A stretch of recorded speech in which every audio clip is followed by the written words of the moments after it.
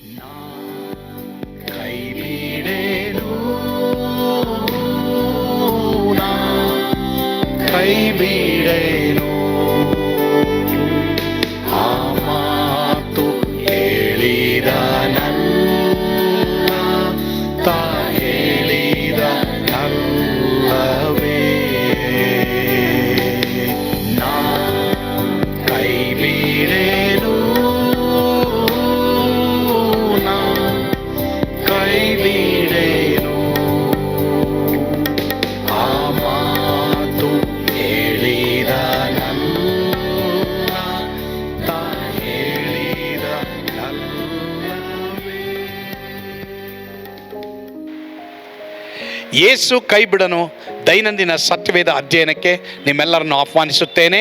ಇಂದು ಸಹ ನಾವು ಕರ್ತನಲ್ಲಿ ಸಂತೋಷಿಸುವುದು ಹೇಗೆ ಇದರ ಕುರಿತು ದೇವರ ವಾಕ್ಯಗಳನ್ನು ನಾವು ಕೇಳಿಸ್ಕೊಳ್ತೀವಿ. ನೀವು ಈ ವಾಕ್ಯಗಳನ್ನು ಕೇಳಿ ನೀವು ಆನಂದ ಪಡ್ರಿ. ಆಮೇನ್. ಎರಡನೇದಾಗಿ, ದೇವರಲ್ಲಿ ಸಂತೋಷಿಸುವುದರ ಅರ್ಥ ಆತನ ಮಾತ್ಕಾರ್ಯಗಳನ್ನು ಮಾಡಿದ್ರಿಂದ ಆತನಲ್ಲಿ ಸಂತೋಷ ಪಡ. ಯಾಕೆ ಬಂದಿದ್ದೀಯ ಆರಾಧನೆಗೆ ಅಂತ ಯಾರಾದರೂ ಕೇಳಿದ್ರೆ ಬರಬೇಕು, ಇಲ್ಲದೆ ಹೋದರೆ ಹಿಡಿದು ಬಿಡ್ತಾರೆ, ಫೋನ್ ಬಂದುಬಿಡುತ್ತೆ. That's wrong. ಬರಬೇಕು, ಇಲ್ಲದೆ ಹೋದರೆ ಫೋನ್ ಬಂದುಬಿಡುತ್ತೆ. ರಾಂಗ್. ಇಲ್ಲ, ಪಾಸ್ಟ್ರು ನಮ್ಮನ್ನು ಗುರುತಿಟ್ಕೊಂಡು ನಮ್ಮ ಕಾರ್ಯಗಳು ಯಾವುದನ್ನು ಮಾಡೋದಿಲ್ಲ, ಅದನ್ನು ಅವರು ಯಾವುದಕ್ಕೂ ರಾಂಗ್. ದೇವರು ನನಗೆ ಮಾತ್ಕಾರ್ಯ ಮಾಡಿದ್ದಾರೆ, ಅದಕ್ಕೆ ನನಗೆ ಸಂತೋಷ ಇದೆ, ಅದಕ್ಕೆ ನಾನು ಆರಾಧನೆಗೆ ಬರ್ತಾ ಇದ್ದೀನಿ ಅಲ್ವಮ್ಮ. ಯಾಕೆ ಭಾನುವಾರ ಆರಾಧನೆಗೆ ಹೋಗ್ತಾ ಇದೆಯಾ? ಅವ್ರು ಮಾತ್ಕಾರ್ಯ ಮಾಡಿದಾರಪ್ಪ, ನನಗೆ ಚಿಕ್ಕ ಕಾರ್ಯ ಅಲ್ಲ, ದೊಡ್ಡ ಕಾರ್ಯ ಮಾಡಿದ್ದಾರೆ ಅವರು ನನಗೆ, ಆದ್ರಿಂದ ನಾನು ಆರಾಧನೆಗೆ ಬರ್ತೀನಿ ಅಂತೇಳಿ. ಎಷ್ಟು ಜನ ಆರಾಧನೆಗೆ ತಪ್ಪಿಸ್ಕೊಂಡಿದ್ದೀರಾ ಗೊತ್ತಾ? ನೀವೆಲ್ಲ ಬಂದಿದ್ದೀರಾ. ಬರದೇ ಇದ್ದವ್ರಿಗೆ ಹೇಳ್ತಾರೆ ಅದನ್ನ, ಯಾಕಂದರೆ ಅವ್ರು ಹೆಂಗೂ ಈ ಮೆಸೇಜ್ ನೋಡ್ತಾರೆ. ಎಲ್ಲರೂ ಗಮನ ಇಡಿ ಪ್ರಿಯರೇ. ಇವತ್ತು ಎಷ್ಟೋ ದೇವ ಮಕ್ಕಳಾದ ನಾವು ದೇವ್ರ ಮಾತ್ಕಾರ್ಯಗಳು ಮಾಡಿದಾಗ 1 ನಿಮಿಷ ತಗೊಂಡು, 5 ನಿಮಿಷ ತಗೊಂಡು ರೂಮೊಳಗೆ ಹೋಗಿ ನಾವು, ದೇವರೇ, ನನ್ನಂಥ ಪಾಪಿ, ನನ್ನಂಥ ದ್ರೋಹಿ, ನಾನು ಏನಕ್ಕೂ ಬಾರದವನು, ನನಗೆ ಒಳ್ಳೇದು ಯಾವುದೂ ಆಗಬಾರ್ದು ಆ್ಯಕ್ಚುಲಿ ನೋಡೋಕೆ ಹೋದರೆ, ಆದರೆ ಈ ಮಾತ್ಕಾರ್ಯ ನೀನು ಮಾಡ್ದಲ್ಲಪ್ಪ, ದೇವರೇ ನಿನಗೆ ಸಂತೋಷ. ಒಂದು ಹೇಳ್ತೀನಿ ಕೇಳಿ ಪ್ರಿಯರೇ, ದೇವರು ನಿನಗೆ ಹೋದ್ವಾರ ಮಾಡಿದಂಥ ಒಂದು ಕಾರ್ಯಕ್ಕೆ ನೀನು ಸಂತೋಷ ಪಡೆದೇ ಹೋದರೆ, ದೇವರು ನೆಕ್ಸ್ಟ್ ವೀಕ್ ಯಾಕೆ 2 ಕಾರ್ಯ ಮಾಡಬೇಕು ನಿನಗೆ ನನಗೆ? ಎಲ್ಲ ಗಮನ ಇಡಿ ಅಲ್ವಮ್ಮ. ನಾನು ದೇವರಿಗೆ ಸ್ವಾಮಿ, ಕೆಲವು ಸಲ ನಾವೆಲ್ಲರೂ ಯಾವಾಗಲೂ ಏನೇನೋ ಒಂದು ವಿಶೇಷ ನೋಡ್ತಾ ಇರ್ತೀವಲ್ಲ, ಏನೇನೋ ಒಂದು ವಿಶೇಷ. ಸಾಧಾರಣ ನಮಗೆ ಮನೆಗಳಲ್ಲಿ ಏನು ಮಾಡ್ತಾರೆ, ಮಾತಾಡ್ತಾರಲ್ವ, ಇವತ್ತೇನು ಊಟ ಅಲ್ವಾ, ಉದಯಂ ಸೇಸ್ತಾವು ಗಂಡ ಹೆಂಡ್ತಿಗೆ ಹೇಳ್ತಾರಲ್ವ, ಅಥವಾ ಹೆಂಡ್ತಿ ಏನು ಮಾಡ್ತಾರೆ, ಗಂಡನನ್ನು ಕೇಳ್ತಾರೆ ಏನಂತ, ಇವತ್ತು ಏನು ಮಾಡೋದು. ಅಥವಾ ಮಕ್ಕಳು ಸಹ ಬೋಧನ ಮೇಮೇ, ಆ ಮಕ್ಕಳೆಲ್ಲ ಕೇಳೋ ಸುಮಾರು ಜನ ಹಂಗೇನೆ ಬಿಡಿ, ಈಗಿನ ಕಾಲ ಸ್ಟೈಲ್ ಅದು, ಟ್ರೆಂಡ್ ಅದು. But we don't believe on trend, we believe on word. Alleluia. ಎಲ್ಲ ಹೇಳಿ ವಾಕ್ಯ ಅಂತ. ಅಪ್ಪ ಇವತ್ತೇನು ಭೋಜನಮ್ಮಪ್ಪ? ಅಮ್ಮ ಏನು ಭೋಜನಮ್ಮ ಹಂಗೆ ಕೇಳ್ರಿ. ಓಕೆ, ಇಟ್ಸ್ ವೆರಿ ಇಂಪಾರ್ಟೆಂಟ್, ಭಾಳ ಪ್ರಾಮುಖ್ಯ ಪ್ರಿಯ. ಸರಿ, ಸಾಧಾರಣವಾಗಿ ಕೆಲವು ಅಕಸ್ಮಾತ್ತಾಗಿ ಸಡನ್ಲಿ ನಡೆಯುವಂಥ ಕೆಲವು ಕಾರ್ಯಗಳಿಗೆ ನಾವು ದೇವರನ್ನ ಕೇಳೋದು ಉಂಟು. ಬಟ್ ಆದರೆ ಓಕೆಪ್ಪ, ಏನೂ ನಡೆದಿಲ್ಲ ನಿನ್ನ ಜೀವಮಾನದಲ್ಲಿ, ಒಂದು ನಡೆದಿದೆ, ಏನು ಗೊತ್ತಾ, ನೀನು ಪರಲೋಕಕ್ಕೆ ಹೋಗ್ತಾ ಇದೆಯಾ, ನರಕಕ್ಕೆ ಹೋಗ್ತಾ ಇಲ್ಲ, ಅದಕ್ಕೆ ನೀನು ಸಂತೋಷ ಪಡಬೇಕು. ಎಲ್ಲ ಕಾರ್ಯಗಳಲ್ಲಿ ಮಹತ್ತಾದ ಕಾರ್ಯ ಯಾವುದು ಗೊತ್ತಾ, ನೀನು ಪರಲೋಕಕ್ಕೆ ಹೋಗೋದೆ. ಆಮೇಲೆ ಬೆಳಿಗ್ಗೆ ಎದ್ದಾಕ್ಷಣ, ಅಪ್ಪ ದೇವರೇ ಸ್ವಾಮಿ, ನಾನು ಪರಲೋಕಕ್ಕೆ ಹೋಗ್ತಾ ಇದ್ದೀನಲ್ಲಪ್ಪ, ಈಗ ಅಲ್ಲ, ಇನ್ನೂ ಸ್ವಲ್ಪ ದಿನ ಆದಮೇಲೆ, ಸ್ವಲ್ಪ ವರ್ಷ ಆದಮೇಲೆ, ಹಂಗೂ ಹೇಳ್ಬೋದು, ಪರವಾಗಿಲ್ಲ, ಏನು ತೊಂದರೆ ಇಲ್ಲ. ಯಾಕಂದರೆ ಪೌಲ ಏನು ಹೇಳ್ತಾನೆ ಗೊತ್ತಾ, ಆಸೆ ಪಡ್ತಾನೆ ಗೊತ್ತಾ, ನಾನು ಇಲ್ಲಿರೋದು ಒಳ್ಳೆಯದೇ, ನಾನು ಅಲ್ಲಿ ಹೋಗೋದು ಒಳ್ಳೆಯದೇ, ಆದರೆ ನಾನು ಇಲ್ಲಿರೋದು ಒಳ್ಳೆಯದೇ. ಸೊ ಪ್ರಿಯ ದೇವರ ಮಕ್ಕಳೇ, ನೀವು ಇಲ್ಲಿರೋದು ಒಳ್ಳೆಯದೇ. ಯಾಕಂದರೆ ನಿಮ್ಮ ಸಾಕ್ಷಿಯ ಮೂಲಕ ಅನೇಕರು ದೇವರ ಕಡೆಗೆ ಬರಬೇಕು. ಆಮೇಲೆ ಹಾಗಾದರೆ ದೇವರಿಗೆ ನೀವು ಬೆಳಿಗ್ಗೆ ಎದ್ದಾಕ್ಷಣವೇ, ಅಪ್ಪ ನಾನು ಎಷ್ಟು ಸಂತೋಷ ಪಡ್ತೀನಿ ಗೊತ್ತಪ್ಪ, ನನಗೆ ಜೀವ ಕೊಟ್ಟಿದ್ದೀಯಾ, ನನಗೆ ಆರೋಗ್ಯ ಕೊಟ್ಟಿದ್ದೀಯಾ, ನಾನು ನರಕಕ್ಕೆ ಹೋಗ್ಬೇಕಾಯ್ತು ದೇವರೇ, ನಾನು ಶುದ್ಧ ಪಾಪಿ, ನಾನು ಏನೇನು ಹೇಳ್ಕೋಬೇಕೋ ನಿನ್ನ ಬಗ್ಗೆ ಹೇಳ್ಕೋಬೇಕಂದ್ರೆ ಅಲ್ವಾ. ಪೌಲ ಹೇಳ್ತಾನೆ, ಪಾಪಿಗಳಲ್ಲಿ ಮುಖ್ಯಸ್ಥನು, ನೀಚ ಪಾಪಿ, ಅಯೋಗ್ಯ ಪಾಪಿ, ಹೇಳ್ಕೊ ಪರವಾಗಿಲ್ಲ. ಬಟ್ ಆದರೆ ದೇವರೇ ಅಂಥವನ್ನ ನೀನು ರಕ್ಷಿಸ್ತೀಯ, ಅದಕ್ಕಾಗಿ ನೀನು ಸ್ತೋತ್ರಪ್ಪ. ದೇವರು ಖಂಡಿತವಾಗಿ ಅಲ್ಲ ಇವನಿಗೇನೂ ನಾನು ಇವತ್ತು ಮೆಟೀರಿಯಲ್ ಆಗಿ ಲೌಕಿಕವಾಗಿ ಏನು ಮಾಡಿಲ್ಲ, ಆದರೆ ಆಲ್ರೆಡಿ ಆತ್ಮಿಕವಾಗಿ ಇವನು ಸಂತೋಷ ಪಡ್ತಾ ಇದ್ದಾನೆ. ಸರಿ, ಇವನಿಗೆ ಇನ್ನೊಂದು ಏನಾರು ಮಾಡೋಣ. ಆವಾಗ ನಿನ್ಗೆ ಏನಾಗುತ್ತೆ ಗೊತ್ತಾ? ಆರಾಧನೆಗೆ ಓಡಿ ಬರ್ತೀಯ, ಆರಾಧನೆಗೆ ನೀನು ಸಂತೋಷವಾಗಿ ಓಡಿ ಬರ್ತೀಯ. ದೇವ್ರ ಮಾತ್ಕಾರ್ಯಗಳನ್ನ ಮಾಡಕ್ಕೆ ಸಿದ್ಧ ಇದ್ದಾರೆ. ನೀನು ಕಾರ್ಯಗಳನ್ನ ಮಾಡಕ್ಕಿದೆಯಾ, ಆದರೆ ದೇವ್ರ ಮಾತ್ಕಾರ್ಯಗಳನ್ನ ಮಾಡಕ್ಕಿದ್ದಾರೆ. ಆದರೆ ದೇವರು ಯಾವುದೋ ಒಂದು ಮಾತ್ಕಾರ್ಯ ಮಾಡಿದಾಗ ನೀನು ದೇವರಿಗೆ ಥ್ಯಾಂಕ್ಸು ಹೇಳಲಿಲ್ಲ, ನೀನು ಆರಾಧನೆಗೆ ಬಂದೂ ಇಲ್ಲ. ನೀನು ದೇವ್ರಿಗೆ ಥ್ಯಾಂಕ್ಸು ಹೇಳಿಲ್ಲ, ನೀನು ಆರಾಧನೆಗೂ ಬಂದೂ ಇಲ್ಲ. ಹಂಗಾರೆ ದೇವ್ರು ಯಾಕೆ ಎರಡನೇದು ಮಾಡಬೇಕು? ದೇವ್ರು ಯಾಕೆ ಮೂರನೇದು ಮಾಡಬೇಕು? 10ರಲ್ಲಿ 9 ಎಲ್ಲಿದ್ದಾರೆ? ಯೇಸುಸ್ವಾಮಿ ಕೇಳಿದ್ರು ಅವರು, 10ರಲ್ಲಿ 9 ಎಲ್ಲಿದ್ದಾರೆ? ಹಾಗಾದರೆ ಪ್ರಿಯ ದೇವರ ಮಕ್ಕಳೇ, ಒಂದು ಮಾತ್ರ ನೆನೆಸ್ಕೊಳ್ರಿ, ಪ್ರತಿದಿನ ನಿನ್ನ ಜೀವಮಾನನೇ ಮಿರಕಲ್, ನಿನ್ನ ಜೀವಮಾನನೇ ಅದ್ಭುತ. ಆದ್ದರಿಂದ ನೀನೇನು ಮಾಡು ಗೊತ್ತಪ್ಪ, ನೀ ಮಾತು ಕಾರ್ಯ ಮಾಡಿದ್ಯಾ, ನೀನು ಸಂತೋಷ ಪಡ್ತೀನಿ ದೇವರೇ. ಸ್ವಾಮಿ, ಓಕೆ, ಅವ್ರಿಗಿರೋ ಥರ ನನಗೆ ಅದು ಇಲ್ಲ ಇದಿಲ್ಲ, ಬಟ್ ಏನು ಗೊತ್ತಾ, ನನಗೆ ನರ್ಕದಿಂದ ಬಿಡುಗಡೆ ಮಾಡಿದ್ಯಾ, ನನ್ನ ಪರಲೋಕಕ್ಕೆ ಕರ್ಕೊಂಡು ಹೋಗ್ತಾ ಇದೆಯಾ, ಇನ್ನು ಅದರಲ್ಲೇ ಇನ್ನೇನಪ್ಪ ನನಗೆ ಸಂತೋಷ ಎಂಬುದಾಗಿ ದೇವರಿಗೆ ಹೇಳ್ರಿ. ಎಷ್ಟೋ ಕಾರ್ಯಗಳು ನನಗೆ ನಿನಗೆ ದೇವರು ಮಾಡಿದ್ದಾರೆ ಪ್ರಿಯರೇ. ಲೋಕದಲ್ಲಿ ಎಷ್ಟೋ ಜನಕ್ಕೆ ಅದು ಇಲ್ಲ, ಆದರೆ ನಿನಗೆ ದೇವರು ಕೊಟ್ಟಿದ್ದಾರೆ. ಆ ಮಾತು ಕಾರ್ಯಕ್ಕಾಗಿ ದೇವರಲ್ಲಿ ನೀ ಸಂತೋಷ ಪಡಬೇಕು, ಸಂತೋಷ ಪಡಬೇಕು. ಇಲ್ಲ ಹೋದರೆ ಪ್ರಿಯ ದೇವರ ಮಕ್ಕಳೇ, ಖಂಡಿತವಾಗಿ ನಮಗೆ ದೇವರು 2ನೇ ಕಾರ್ಯ 3ನೇ ಕಾರ್ಯ ಮಾಡಲಿಕ್ಕೆ ಆಗೋದಿಲ್ಲ ಪ್ರಿಯರೇ. ನನ್ನ ಮನವೇ ಕರ್ತನನ್ನು ಕೊಂಡಾಡು, ಆತನ ಉಪಕಾರಗಳಲ್ಲಿ ಎಸ್ ಮರಿಬೇಡ್ರಿ.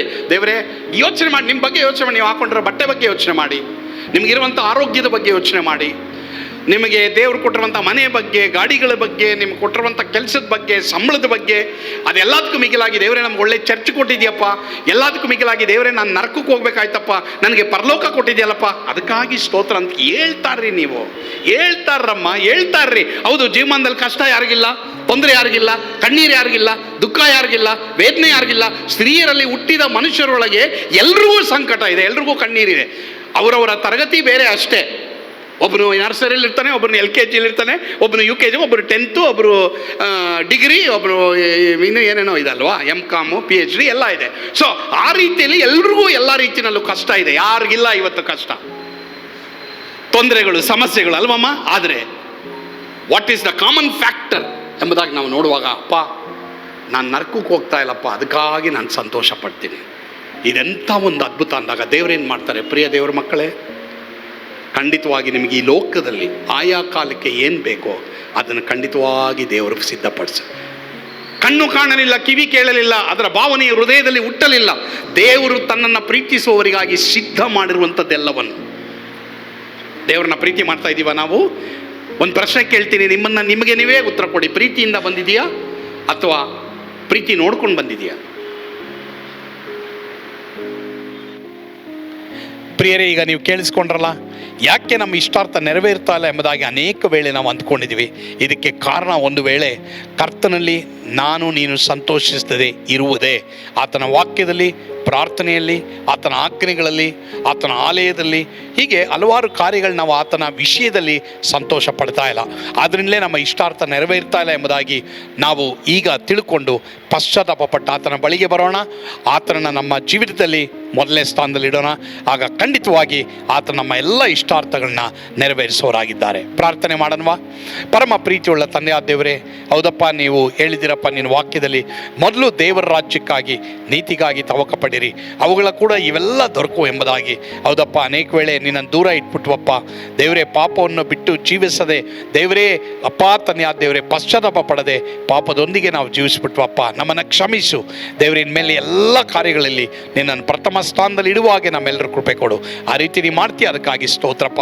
ಎಲ್ಲರ ಇಷ್ಟಾರ್ಥಗಳು ನೀನು ನೆರವೇರಿಸಪ್ಪ. ಸ್ತುತಿ, ಘನ, ಮಾನ, ಮಹಿಮೆ ನೀವೊಬ್ಬರೇ ಹೊಂದಿಕೊಳ್ಳ್ರಿ ಸ್ವಾಮಿ. ಯೇಸುವಿನ ಹೆಸರಿನಲ್ಲಿ ಪ್ರಾರ್ಥಿಸ್ತೇವೆ ದೇವರೇ, ಆಮೇನ್. God bless you. ಸ್ವರ್ಗದ ಆನಂದ ನಿಮ್ಮೆಲ್ಲರನ್ನು ತುಂಬಿ ತುಳುಕಲಿ. ಆಮೇನ್.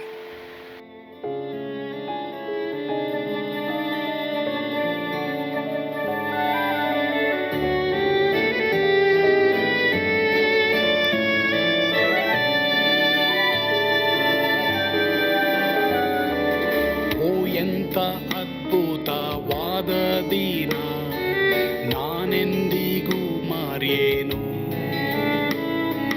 ಪಾಪಂಧಕಾರದೊಳ್ ಅಲೆದೇನ, ರಕ್ಷಕನ ಕಂಡೇನು. ಓ ಕರುಣೆಯುಳ್ಳ ಯೇಸು ಎನ್ ಕೊರತೆ ನೀಗಿದ. ಕತ್ತಲೆ ಹೋಯಿತು, ಜ್ಯೋತಿಯು ಮೂಡಿತು, ನಾನೀಗ ಧನ್ಯನಾದೆ. ಸ್ವರ್ಗದ ನಂದ ಎನ್ನಾತ್ಮ ತುಂಬಿತು, ಶಿಲುಬೆನಾದ ಎನ್ ಸ್ವಸ್ಥ ಕೈದನು. ಎನ್ ಪಾಪ ತೋಳೆದ, ಈರುಳ ದಿನಕ್ಕೆ ತಿರುಗಿದ. ಸ್ವರ್ಗದ ನಂದ ಎನ್ನಾತ್ಮ ತುಂಬಿತು.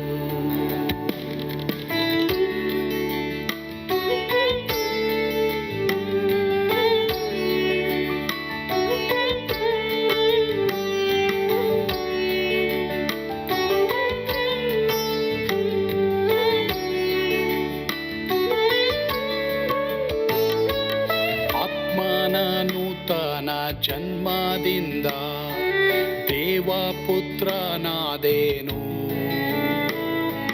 ನೀತಿ ನಿರ್ಣಯವ ಹೊಂದಿದೇನು, ಭಾಗ್ಯವಂತನಾದೇನು. ಪಾಪಾತ್ಮನಾಗಿ ನಾ ಬಂದಾಗಲೇ ಆಶೀರ್ವಾದ ಸಿಕ್ಕಿತು. ಕೃಪೆಯ ಮೂಲವೇ ರಕ್ಷಣೆ ಹೊಂದಿದೆ, ಸುನಾಮ ಕೊಂಡಾಡುವೆ. ಸ್ವರ್ಗದ ನಂದ ಎನ್ನಾತ್ಮ ತುಂಬಿತು, ಶಿಲುಬೆನಾದ ಎನ್ ಸ್ವಸ್ಥ ಕೈದನು. ಎನ್ ಪಾಪ ತೋಳೆದ, ಈರುಳ ದಿನಕ್ಕೆ ತಿರುಗಿದ. ಸ್ವರ್ಗದ ನಂದ ಎನ್ನಾತ್ಮ ತುಂಬಿತು.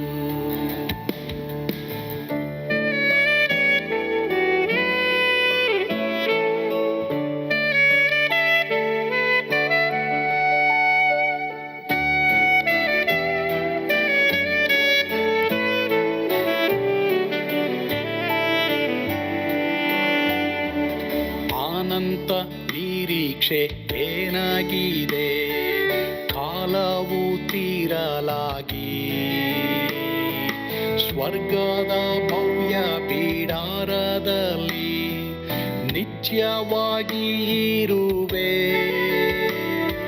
ಶಿಲುಬೆ ನನಗೆ ಆಶ್ರಯವೇ, ನಂಬಿಕೆಗಾಧಾರವೇ. ನಿತ್ಯ ಐಶ್ವರ್ಯವ ದಿವ್ಯಾಶೀರ್ವಾದವ ಕರ್ತ ಇವನೇ ನಗೆ. ಸ್ವರ್ಗದ ನಂದ ಎನ್ನಾತ್ಮ ತುಂಬಿತು, ಶಿಲುಬೆನಾದ ಎನ್ ಸ್ವಸ್ಥ ಕೈದನು. ಎನ್